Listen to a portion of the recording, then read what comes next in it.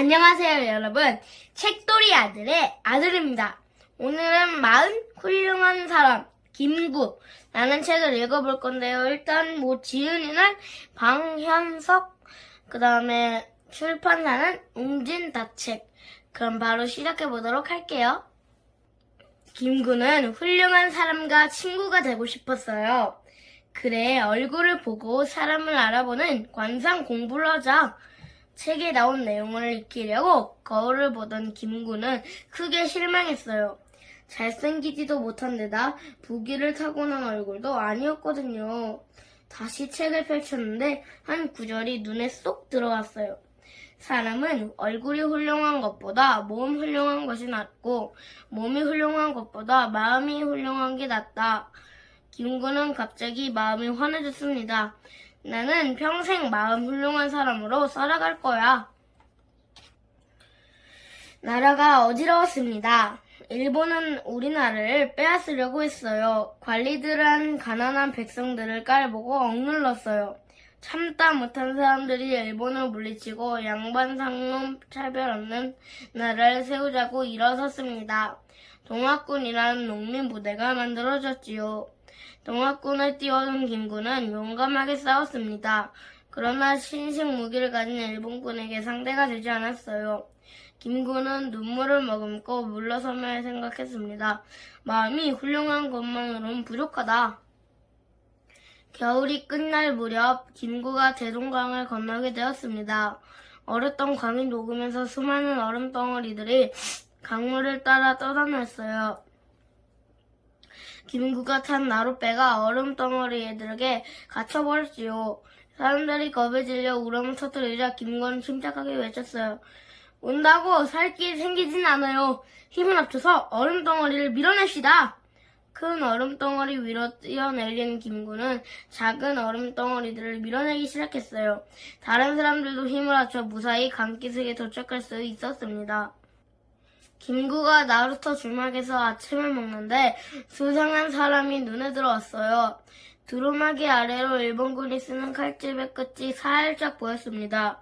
얼마 전에 일본인들이 명성 황후를 시해한 일이 떠올랐습니다. 우리나라의 국무를 죽이고도 일본 접차가 활개를 치고 다니다니. 김구는 몸을 날려 일본인의 가슴을 걷어찼어요. 마당으로 나가 떨어졌던 놈이 칼을 뽑아 들고 덤벼들었습니다. 김구는 칼을 빼앗아 놈의 가슴을 찔렀어요. 김구는 주먹 주인에게 붓과 종이를 가져오게 했어요. 국무의 원수를 갚으려 이 일본인을 죽여놓으라. 김구는 자신이 누구인지를 버젓이 적어 길거리에 붙였어요.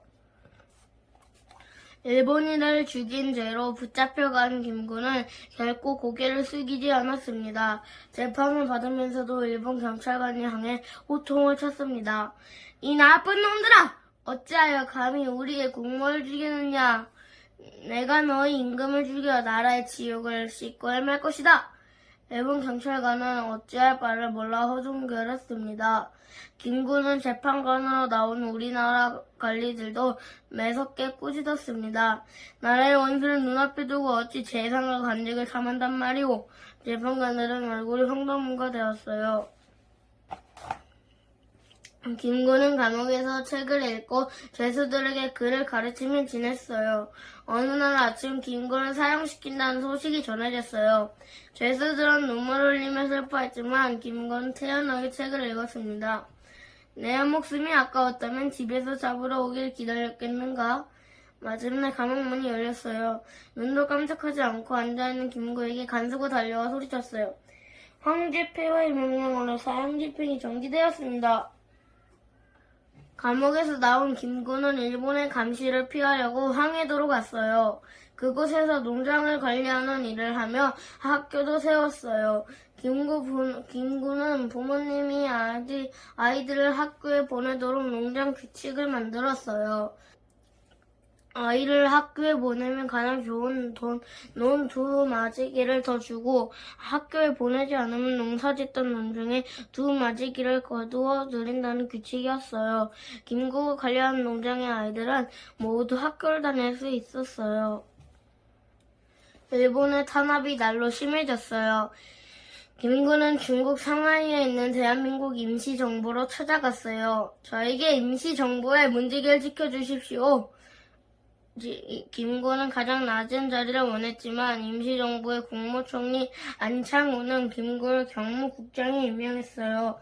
김구는 임시정부 안에서 가장 열심히 일했어요. 임시정부를 무너뜨리려는 일본의 첩자들은 대부분 김구의 손을 붙잡혔습니다. 한 해, 두 해가 지나면서 임시정부에 자칫 위기가 찾아왔어요. 처음에는 함께 힘을 모았던 독립운동 단체들이 여러 세력으로 나뉘어 하나둘 떠나갔어요. 남은 사람들은 이 어려움을 헤쳐나가기 위해 김구를 임시정부 최고 자리인 국무령으로 세웠어요. 임시정부에서 쓸 돈 한 푼 없던 어려운 시절이었지요. 임시정부 사람들은 동포들의 집을 떠돌며 잠자리를 구걸했고 시장에서 배추 쓰레기를 모아서 끓인 죽으로 끼니를 이었지요. 김구를 믿고 존경하는 청년들은 한인 애국단을 만들었어요. 윤봉길도 김구를 따르는 한인 애국단원이었어요. 1932년 상하이의 홍커 공원에서 일본 국왕의 생일 잔치가 열린 날이었습니다. 이른 새벽 김구의 폭탄을 건네받은 윤봉길은 자신의 세계를 건넸어요. 선생님 바꾸시죠. 제 시계는 어제 6원을 센 것이고 선생님의 시계는 2원짜리 낡은 것입니다. 저에게는 1시간밖에 더 소용이 없습니다. 조국을 위해 목숨을 바치려는 윤봉길과 작설 인사를 하며 김구는 목에 메었어요. 뒷날 지하에서 만납시다. 그날 홍커 공원에서 하늘을 뒤흔드는 폭음이 들렸어요. 윤봉길이 던진 폭탄에 상하이 총사령관을 비롯한 일본의 거물들이 죽었어요. 중국의 지도자 장제스는 이렇게 말했어요. 중국의 100만 군대가 못한 일을 한 명의 한국 청년이 해냈다.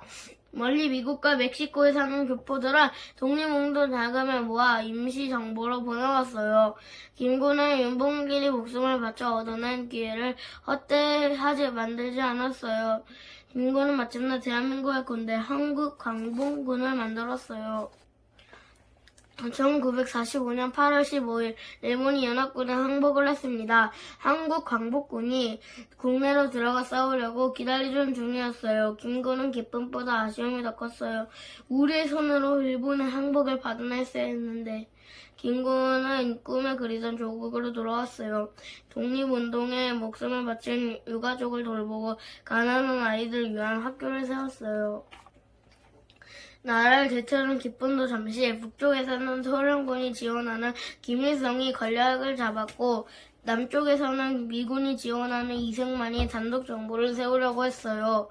두 개의 정부를 세우는 것은 작은 나라를 반토막내는 짓이다. 절대 안 된다. 김구는 분단을 막기 위해 김일성을 만나 담판을 짓기로 결심했어요. 김일성과 협상하라는 배신자라고 모함하는 사람들이 차를 가로막고 반대했어요. 그러나 김구는 흔들리지 않았어요. 나는 하나된 조국을 위해 38선을 베고 쓰러질연정 내 몸 한편하기 위해 단독 정부를 세우는데 협력하지 않겠다. 분단을 막으려는 김구의 노력은 끝내 물거품이 되었어요. 1949년 김구는 육군 소위 안두희가 총에 맞아 원통하게 세상을 떠났어요. 그렇지만 김구는 우리 결의 마음속에 영원한 지도자로 살아있습니다. 김구가 즐겨 썼던 시를 떠올릴 때마다 사람들은 옷자락을 여미게 되지요. 눈 덮인 들판 함부로 걷지 마라. 내가 오늘 남긴 발자국 뒤에 오는 이의 이정표 되리니. 자, 여러분 이렇게 마음 훌륭한 사람 김구라는 책을 읽어봤는데요. 오늘 이 책이 재밌었고 유익하셨다면 구독과 좋아요 꾹꾹 눌러주시면 감사하겠습니다. 그럼 안녕.